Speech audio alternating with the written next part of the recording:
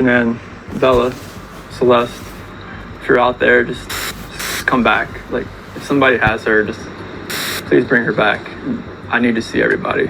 I need to see everybody again. This house is not complete without anybody here. Please bring her back. The man on the porch was begging for his family back. Shanann, Bella, Celeste, if you're out there, just come back. He said it straight into the television camera lens. He said it like a desperate husband, like a father whose whole world had just vanished. His arms were crossed. His voice didn't break. His eyes didn't well up. Not once. And while those words were leaving his mouth, his wife was already lying in a shallow grave. His 4-year-old daughter Bella was already inside a crude oil tank, 45 miles away. His 3-year-old daughter Celeste was already inside another. They had been there for hours. The smell of vanilla and cinnamon still hung in the air inside that house behind him. It was Shanann's favorite candle. It was still burning, long after she had stopped breathing.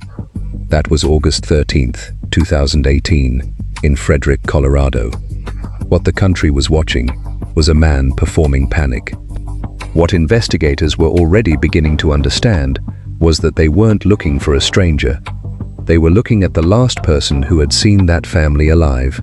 If this is your first time here, welcome to Beyond the Verdict, where we go deeper than the headlines. If that's the kind of story you came for, hit like and subscribe. It's what keeps us telling these stories the way they deserve to be told. Hi guys! So, it's me again.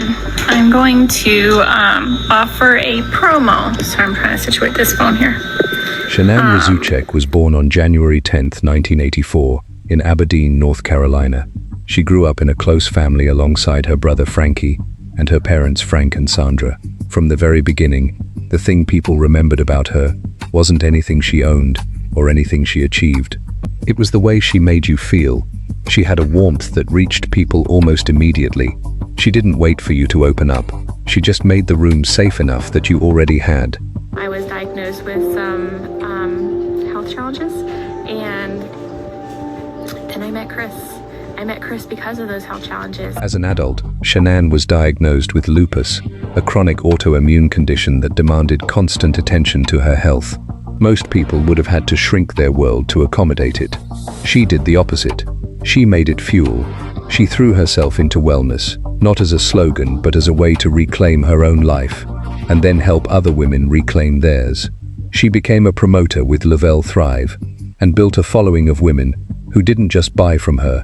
They called her a friend, because she answered texts at night when someone was having a hard day, because she celebrated their smallest victories like they were her own, because she meant it. By the summer of 2018, she had reached the rank of promoter and was working relentlessly to help other women find a measure of financial independence. She documented nearly all of it on Facebook, not for applause, not to manufacture some impossible life. She did it because she believed that ordinary moments were worth remembering. A good morning, a clean kitchen, her daughters laughing until they couldn't breathe. She wanted a record of the life she was so proud to be living. Her daughters were the absolute center of it all. Bella Marie Watts was 4 years old. She was thoughtful in a way that could stop you in your tracks. She cried over injured animals. She gave away her favorite toys without a second thought.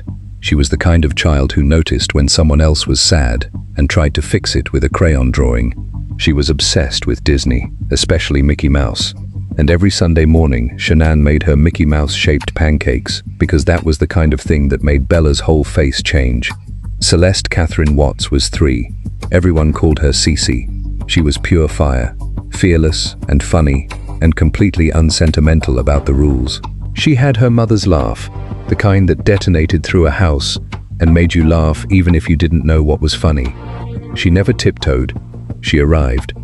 6 weeks before that August morning, Shanann learned she was pregnant with a boy. She and Chris had already picked his name, Nico Lee Watts. They told their families. They told their friends online. Shanann's brother Frankie would later say that in that moment she looked lighter than he'd ever seen her.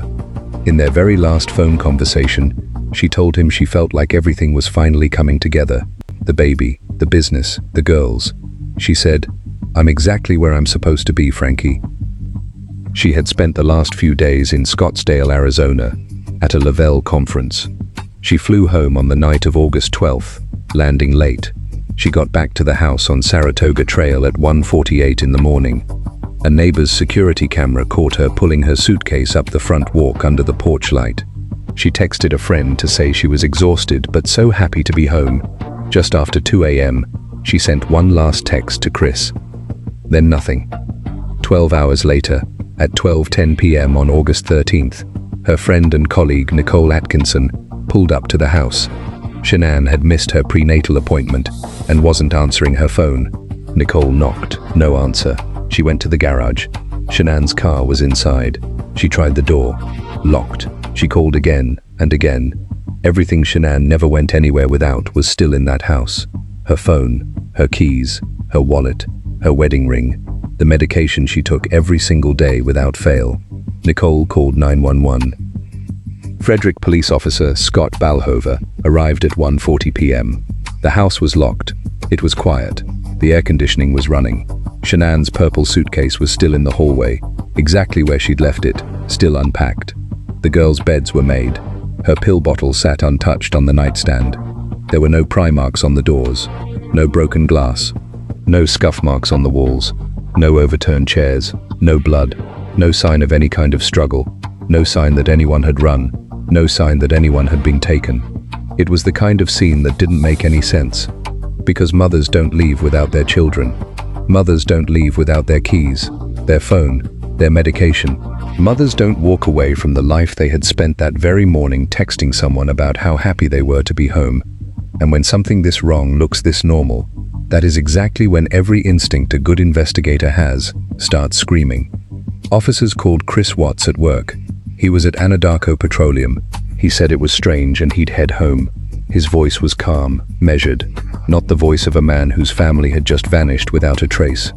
By the middle of the afternoon, the Colorado Bureau of Investigation was involved. Shanann's mother Sandra got the call in North Carolina and knew, in the very first second, that something unspeakable had happened, because Shanann would never do this to them, not in a million years.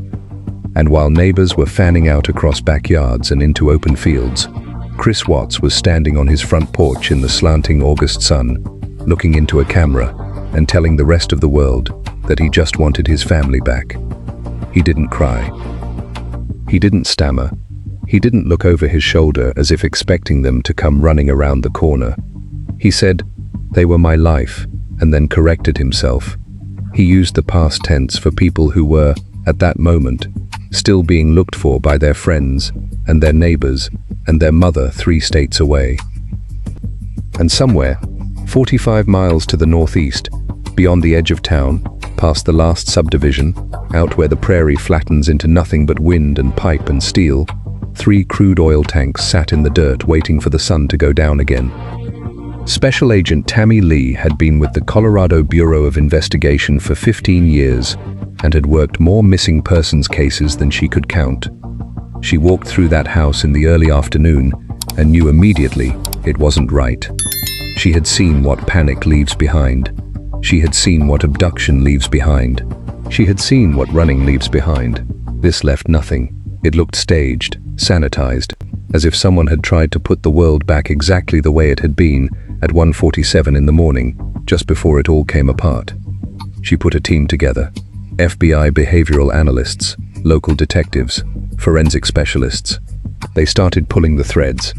The first thread was the driveway camera from across the street. Nate Trinastich's security system had a perfect view. At 5:17 that morning, while the rest of Frederick was still asleep, Chris Watts backed his company truck into the driveway, something he never did. Then he made 3 trips back and forth from the garage to the truck bed. Each time he moved like he was carrying something heavy. Each time he stopped and looked around, scanning the empty street. The second thread was his phone. Shanann's phone had last moved at home. Her last text had gone to Chris at 2:01 a.m. His phone showed he was awake then. He answered a text from someone else at 2:18 a.m. The third thread was work. At 5:30 a.m. he texted his supervisor and said he was heading to Survey 319 to do an inspection. At 5:46 a.m., his company truck's GPS showed him leaving Frederick. It showed him driving 45 miles northeast, out into Weld County, to a cluster of oil tanks in the middle of absolutely nowhere, and it showed him staying there for 3 hours and 42 minutes. No inspection takes 3 hours and 42 minutes in that kind of heat. Then the digital forensics came back. He had deleted every single text message between him and Shanann after 10 a.m. that morning, wiped the whole thread, but they recovered all of it. And in those recovered messages was a months-long record of a woman growing more afraid by the day. Shanann asking if he still wanted their family, asking if he was seeing someone else, telling him she didn't know who he was anymore. Chris replying with nothing, with "I'm fine," with "nothing's wrong," with the kind of answers that are specifically designed to end a conversation you don't want to have. They found his Google searches from 6 days earlier. How long does it take for a body to decompose in crude oil? They found his flight search for Shanann's return. They found the text he sent to Nicole Kessinger at 11:11 p.m. on August 12th, while Shanann was somewhere over the middle of the country, on her way home to him and their children. I'm ready for the new chapter of my life. By 9 o'clock that night, on August 13th, investigators knew he was having an affair. They knew he had driven to that isolated site for almost 4 hours in the dark. They knew he had loaded something into his truck. They knew he had searched how to make a body disappear in oil. They knew he had deleted the only record of his last words to his wife. And they knew he had stood on his porch and lied to every single person watching. What they didn't know yet was exactly where Shanann, Bella, and Celeste were. But they knew they were running out of time. Christopher Lee Watts had spent most of his life trying not to be the one who made a scene. He was quiet, conflict avoidant to his bones, the kind of man who would rather say nothing for a year than have one uncomfortable conversation. He had met Shanann in North Carolina around 2010 and married her in 2012. In the beginning, it had been easy enough. He was heavier then, quieter, content to let Shanann steer the life they were building. She chose the house. She built the business. She organized the vacations. He nodded and followed. It worked for a while. Then in the spring of 2018, something broke loose in him. He started going to the gym every day. He lost 40 pounds. He bought new clothes. He started caring about the way he looked in a way nobody had ever seen before. Co-workers noticed he stopped mentioning his family, stopped pulling out his phone to show pictures of the girls. He had met Nicole Kessinger at Anadarko in June. By July, they were in a full-blown affair. He told her he was separated. He told her his marriage had been over for years. He told her he was only staying in that house for the kids. Every word of it was a lie. He was still sleeping in the same bed as Shanann, still signing birthday cards, still letting his 4-year-old daughter climb onto his back in the backyard, still letting his wife believe they were trying to find their way back to each other. And in the meantime, he was building an entirely different future in his head. A future without a mortgage he resented. Without a marriage, he didn't know how to leave. Without the 2 little girls who woke up too early and asked too many questions. Without the baby boy whose name was already painted on a wall in a nursery he had helped build. He didn't ask for a divorce. He didn't ask for separation. He didn't sit down and say he was unhappy, because that would have cost him something. It would have meant alimony, child support, custody arrangements. It would have meant admitting to Shanann what he'd done. It would have meant explaining to his parents. It would have meant becoming the kind of man who walks away from his own children. So he didn't leave. He erased them. On the morning of August 13th, at some point between 2:01 a.m. and 5:17 a.m., he killed Shanann in their bed. He killed Bella. He killed Celeste. Then he loaded their bodies into his truck like cargo. He drove them 45 miles into the middle of nowhere. He buried Shanann in a shallow grave he had dug with his own hands. He forced Bella's body through the 8-inch hatch of one oil tank. He forced Celeste's through another. Then he went to work. He answered emails. He texted his supervisor about an inspection. He texted Nicole Kessinger and told her he was ready to start over. That was the man on the porch at 5:30 that evening, asking the empty prairie to give his family back. By the morning of August 15th, investigators had a search warrant for Survey 319. They arrived at first light. The sun was already brutal. They started near the tanks. At 9:30 a.m., they found Shanann. She was face down in a shallow scrape of dirt, still wearing the clothes she'd flown home in. Strangled. A few minutes later, they found Bella, and then Celeste. Inside those two massive oil tanks, submerged in crude oil. They had been there for 60 hours. It took hazmat teams hours to drain enough oil to recover them. It took every ounce of discipline those investigators had not to come apart while they did it. Agent Tammy Lee would later say that knowing it in your head was one thing. Seeing two little girls in those tanks was something that stayed in the chest of every person on that scene for the rest of their lives. It changed them. At 11:15 a.m., Chris Watts was arrested at work. He was handcuffed in front of people who had just spent the last 2 days offering him their sympathy. That afternoon, in an interrogation room at the Frederick Police Department, they sat across from him for almost 4 hours and laid it all out. The GPS, the footage, the searches, the deleted messages, the timeline, the math. Piece by piece, they took the story he was still clinging to and dismantled it in front of his face. And finally, he broke. But he didn't tell the truth. Not yet. He said he'd strangled Shanann in a rage during an argument about separating. He said he loaded her body into the truck.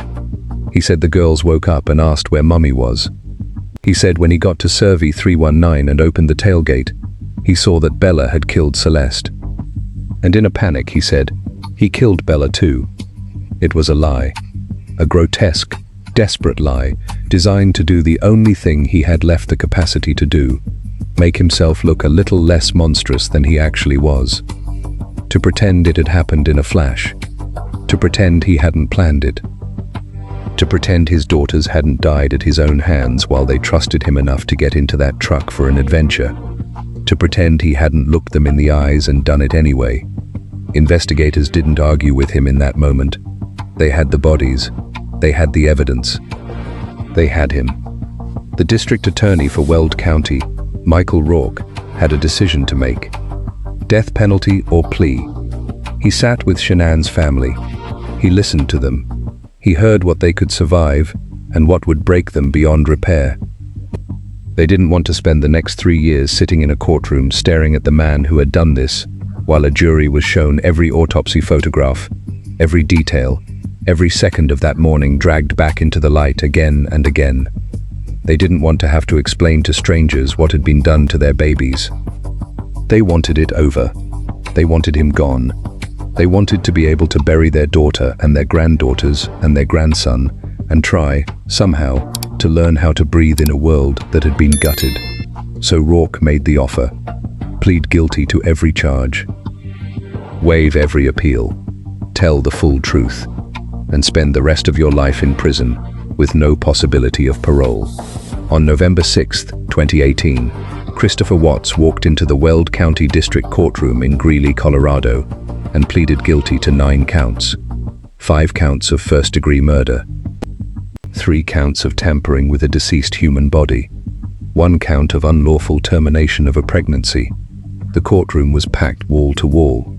Reporters, strangers, and the Razuchek family, sitting just a few yards from the man who had erased almost every person they loved most. The prosecutor laid out the full, unfiltered truth. At 2 a.m. on August 13th, Chris Watts had strangled Shanann in their bed while their daughters slept down the hall. She had fought him. Her body showed it. He loaded her into the back of his truck. He went to Bella's room and woke her up. He went to Celeste's room and woke her up. He told them they were going on an adventure. At 5:17 a.m., the neighbor's camera captured him lifting them into that truck. Alive, trusting him. They drove 45 miles with their mother's body behind them. At Survey 319, he dug a shallow grave and buried Shanann. Then he took Bella. He smothered her. He forced her 4-year-old body through the 8-inch hatch of an oil tank. Then he took Celeste. He smothered her.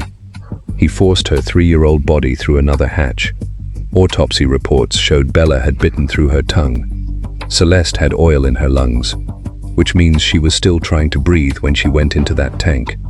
People in that courtroom wept. Some left.